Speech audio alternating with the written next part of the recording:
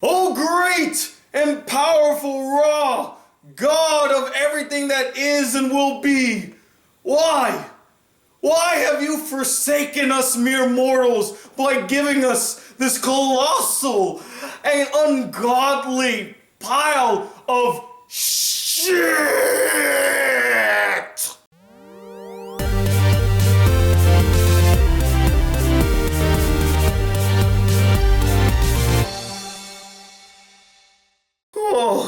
I don't even know. I don't even know where to start with this.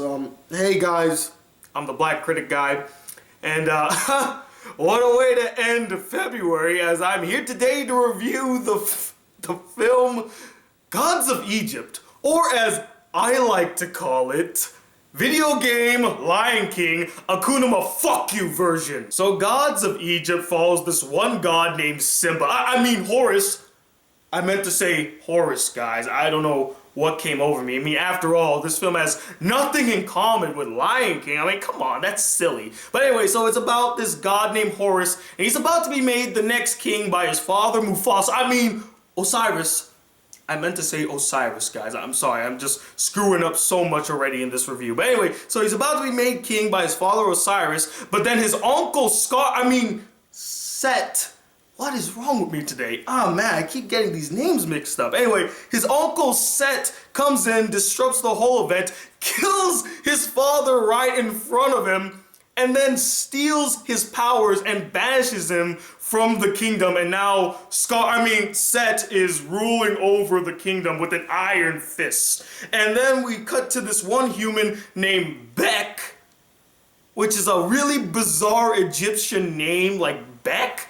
Beck sounds like the name of like a douchey skateboard kid, and by the way that he looks like a douchey skateboard kid. But honestly, bitching about a character's name in this movie is so insignificant when compared to the rest of the bullshit that is this movie. So anyway, the mortal Beck, through the power of boners, I'm not even shitting you, like this girl that he has the hots for tells him that he needs to break into Set's unbreakable treasury, apparently, and steal the Eye of Horus and give it back to Horus so that he can face against his uncle, defeat him, and save all of Egypt. And he goes, okay, I'll do that. I'll go do it for you. I love you so much. And through incredible and impossible odds, he completes this task. He takes the Eye of Horus and escapes Set's unbreakable treasury. How he did it, I have no idea, because it just cuts to the next scene once he gets the eye. Like, it doesn't even explain how he got out. He's just like, well, I'm just gonna walk on out. But anyway, so he steals the eye, he takes his girl, and they're both gonna head to find Horus, but then his girl ends up biting the dust, and he makes a deal with Horus that he'll give back the eye if you can save my girlfriend's life, save the love of my life's life. And so Horus like, oh yeah, sure, I can bring people back from the dead. I just need to be made king, so help me become king, buddy. And then they embark on this journey so that Horus can like find the meaning of being a god and the power of brouhaha, and people accompany him, and then Set tries to steal the powers of all the other gods, and then chaos ensues.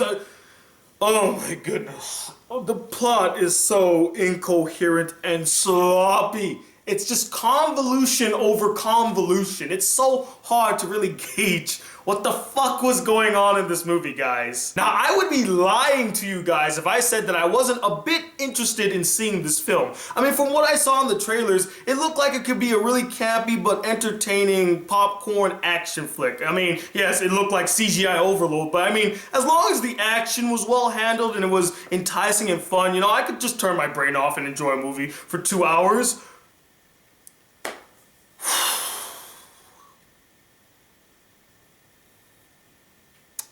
Wow. I mean, wow. What an incredible feat this movie has pulled. They actually made action scenes boring. What? This movie is like action upon action, yet I couldn't care less, and none of it was interesting. What the fuck? That's the only thing you had going for it, and you fucked that up too? Oh, man. I mean, Jesus Christ, guys. I was sitting in the theater just saying to myself, well, I am in for one big shit fest, right? I'm in for one big shit fest right here. I mean, you just look at the screen and you say to yourself, wow, look at all of that money being flushed down the fucking toilet. I mean, they literally wasted all of that money they put into this film, because what you got is an uninteresting, unengaging, uninspired, cheap, lazy, and forgettable film. And yes, before any of you type it in the comments and bombard me with it, I will address the major controversy surrounding the film and their choice of casting mostly white actors in a film that takes place in Egypt, which is in Africa, by the way, kids, and to portray Egyptian gods who probably didn't look white whatsoever. Now, they did cast some mixed actors and actresses and some black actors and actresses, but a majority of the main characters are white. The heroes are white, their love interests are white, the villain is white, hell, even Ra, the god of all gods, is white. And yes, that is a problem, and I do push for diversity in film. I mean, at the very least, you could have made a majority of the gods in this film at least black or dark skin, as that would have been accurate to the area the film takes place in.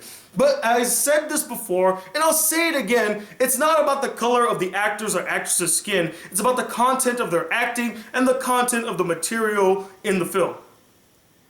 But just like Fantastic Four and Exodus, Gods and Kings before it, they flounder in this area. And the acting? Now granted, not all of the performances were god-awful. In fact, there were two performances in the entire film that I actually bought and thought were pretty solid. The first one is Jaime Lannister as Horus. Yes, I know his name is not really Jaime Lannister, but to be honest, I can't pronounce his real name, so I'm just going to refer to him as Jaime Lannister in this review. And to be honest, the character that he plays is just like the character he plays in Game of Thrones. I mean, has the same personality, the same charisma, the same wit. I mean, it's just Jaime Lannister 2.0, but this time instead of losing a hand, he just lost his eyes. That's all it is. And he plays that type of character very well. It's just I hope he doesn't get typecast to play that exact same character in all the films he'll star in. I think he's a better actor than that. And then the second good performance actually was Geoffrey Rush as Ra. He was the best performance in the entire film. Like, I actually felt like he was this father figure, that he was this godly figure. He was really good. If there was ever a person to cast as a god, I think Geoffrey Rush is a smart choice. The rest of the cast either range from cheesy and over the top to god-awful and cringeworthy. The ones that fall into cheesy and over the top, first of all, Gerard Butler as Set. My goodness, this guy as the villain was just chewing up scenery left, right. Like, he just goes,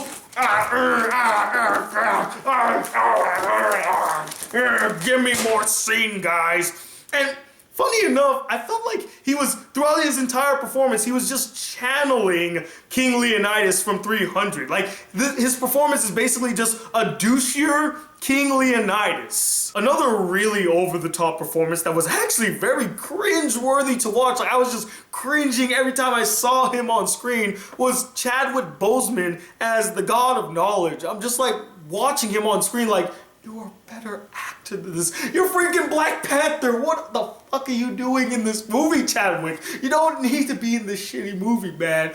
And it pained me. And not only that, he's the only black male god in the entire film. There are no other black male gods in this film. I was so shocked. They just cast him because, like, we need that one token black guy. Yeah, give it to Chadwick Boseman. And then we got the performances that are just, oh my goodness, why the fuck are these characters even in the film? Why did they even cast these people? This is the only argument I would make for casting like black actors or mixed actors for this role, because they gave it to these two white kids who have no charisma, they have no chemistry, and their acting is as interesting as a piece of paper. No, a piece of papyrus. After all, this is Gods of Egypt, right? The actors I'm referring to is, of course, Beck and his bland girlfriend. Oh my goodness! Why did they get any focus in this film? They have no chemistry. I never once felt a bond between them. And when she bit the dust, I was like, oh no, not her. Oh, I really liked her. Oh man, that's so awful. Oh, I'm so heartbroken, Joe. What are they gonna do now? This is terrible. Okay, moving on. Now, I'll be the first to admit that the character of Beck on paper sounds like a really fascinating and badass character that I could easily latch onto and really get invested in. I mean, think about it. He's an average mortal going toe-to-toe against gods and outsmarting them and beating them at every single turn using only his wits. That's freaking awesome. That's freaking cool. That sounds like a really great character had they not resorted to making him such a lovesick puppy that just does whatever this bland, forgettable bitch tells him to do. Honestly, throughout the entire film, he does nothing unless this girl tells him to, or he's doing it just for her. That's it. That is it. He does whatever she tells him to do. He's just like, tell me more. I'll do whatever you want. Oh, I love you so much. Tell me what else. And then the guy who portrays him. I mean, I kind of already made the joke about his acting being as bland as a piece of papyrus. I mean, what else is there to say? I mean, he tries to be charismatic and interesting. It just doesn't come off as that. And he tries to do some of these funny quips, but they're not funny. He just makes it seem kind of douchey. Oh, and none of the characters have any chemistry with each other. And you want to know the funniest thing?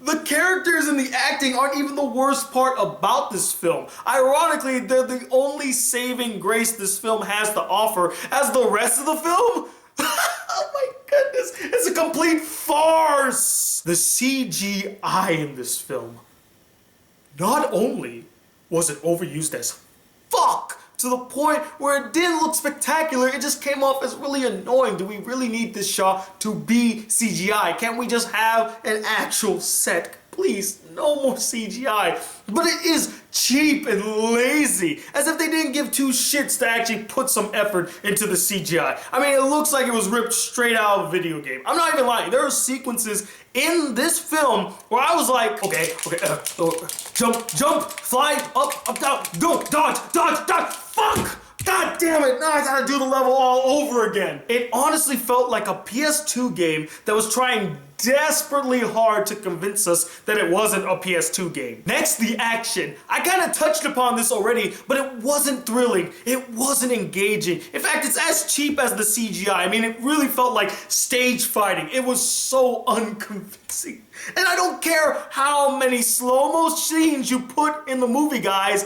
That's not going to impress me. No one is impressed by slow-mo action scenes. They're not impressive anymore. Can we move on from them, please? We like fast-paced action. Have you learned nothing from The Raid? The story? Extremely cliche, not compelling in the least bit. You could care less about what is happening. You don't care about this journey that the characters are going in because it's just not interesting and the characters are pure shit. But to make it even worse, the story is a blatant ripoff of The Lion King or even Hamlet. But I'm gonna choose The Lion King, like seriously. It's about this young prince who had no cares in the world, and his father is king of this land, and he gets killed by his uncle and then banished by his uncle. His uncle takes over the land and rules it with an iron fist and leads it to oblivion, and then he comes back to save the day. I mean, come on. That is literally the premise of The Lion King. I can honestly see the director sitting back in a chair, drinking scotch and smoking a cigar, saying, Hakuna, fuck you. I don't care if I ripped off The Lion King. Fuck you. I got your money anyway, bitch. Oh my goodness. Guys, if my rant didn't make it clear, this film is bad. B-A-D-D-D-D-D, bad. It's not worth your time. It's painstakingly boring. Dude, don't waste your money on it. Just stay home, watch a rerun of the Oscars, go watch a better movie, go watch 999, go watch Eddie the Eagle, do something else. Don't watch this film. It may not be the worst film of the year. Someone has already taken that spot, but it definitely is one of the worst films I've saw this year, and it definitely deserves a 0 out of 5 stars. It's bullshit. Bullshit. And I am so glad that it's about to flop at the box office. Maybe this can be a sign for Hollywood to start adding some diversity in film and to stop relying heavily on CGI and slow-mo action scenes. We don't like those anymore. Move on, Hollywood. We have grown you need to grow too. Ooh, that was one intense rant right there. I'm sure you guys got a kick out of it as you love seeing me get angry for some reason. But as always, I'm not the end-all be-all opinion when it comes to this film. So I would love to know, what did you guys think of this film? Was there anybody out there who's seen it that actually liked the film, like they find it very interesting and entertaining? Or you're like me, and it's just a complete and utter abomination, just complete dog shit? And let me know, what's your favorite movie that takes place in Egypt? Like, I have got nothing. Or what's your favorite movie that focuses on the gods? Egyptian gods, Greek gods, Roman gods, whatever type of gods. Comment below, let me know. I don't want to talk about this film anymore. Let's just move on to Revisit Month. I got the next review coming your way tomorrow. Stay tuned for that. And if you would like to support the Black Critic Guy just a little bit more, there's a link in the description that will send you straight to my Patreon page, and you can donate to your heart's content. So anyway, guys, if you'd like to see more videos on this channel, be a part of the Black Critic Group, please hit that subscribe button below. Like this video if you really enjoyed it, and I'm telling you what, this second with a raging headache as the Black Critic Guy. Till then, peace, YouTube.